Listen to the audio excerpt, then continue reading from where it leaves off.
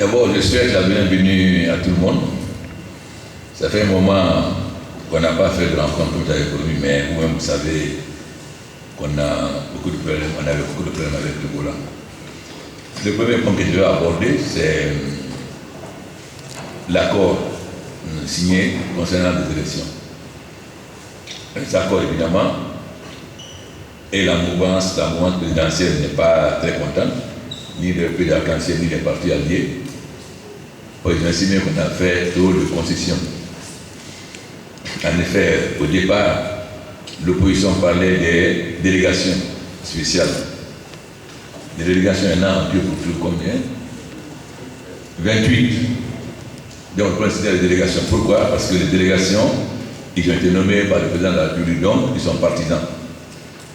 Bien que, selon le nouveau code électoral, les délégations, les communes et les maires, les chefs de quartier ne jouent plus aucun rôle, ni pour la division des cartes, ni pour la fiche. Ils ne jouent aucun rôle dans la politique électorale.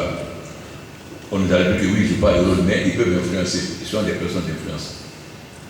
Donc au départ, nous avons dit, bon, puisque vous pensez que c'est des personnes d'influence, il y en a 38, ok. L'opposition à la moitié, la mouvance, la moitié. Mais comme toujours, l'opposition, quand il demande une chose aujourd'hui, dès qu'on accepte, il demande autre chose, dès qu'on accepte, il demande autre chose. Donc, c'était 38 normalement, puisque c'était une délégation spéciale. Tous les débats étaient faits autour de cela. Et brusquement, on dit non, les autres communes, c'est le contraire. Mais les autres communes, ils ont été élus. On ne va pas pourquoi. Ce n'est pas le président qui les a désignés. Bon, il y a eu de concession. À un moment donné, la mouvance s'est bloquée sur 98, je crois. Non, 58, je crois. Mais à mon âme et conscience, moi je me suis battu pendant 50 ans pour la démocratie dans ce pays-là. Et je veux que les élections en Guinée soient des élections modèles. Pour cela, il fallait permettre à ce que personne ne soit empêché d'aller aux élections. Et l'opposition avait une attitude, on ne va pas en négociation en disant tout ou rien. Ils ont mis dans l'attitude, c'est 128 ou rien. J'ai expliqué que quand on négocie, chaque parti fait des concessions, on ne peut pas venir en disant c'est ça ou rien. Bon, mais l'opposition est restée sur cette position. Et j'ai estimé, sans consulter la mouvance, j'ai accepté. Et j'ai expliqué à la mouvance pourquoi. Parce que c'est moins important d'avoir des maires que d'avoir des élections présidentielles inclusives, que tout le monde participe. Donc évidemment, la mouvance a accepté en train de pied et le pays d'arc-en-ciel et les alliés.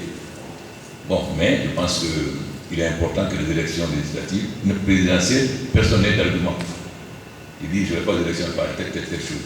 Bon, donc c'est pourquoi j'ai accepté et contraint la mouvance et les alliés à accepter, même si ce sera une bagarre entre nous, mais il faut privilégier que les élections présidentielles se passent dans les meilleures conditions. Parce qu'il faut un état de droit en Guinée. Mais l'état de droit, ça veut dire que toutes les libertés doivent être permises, mais dans un cadre respectant la loi.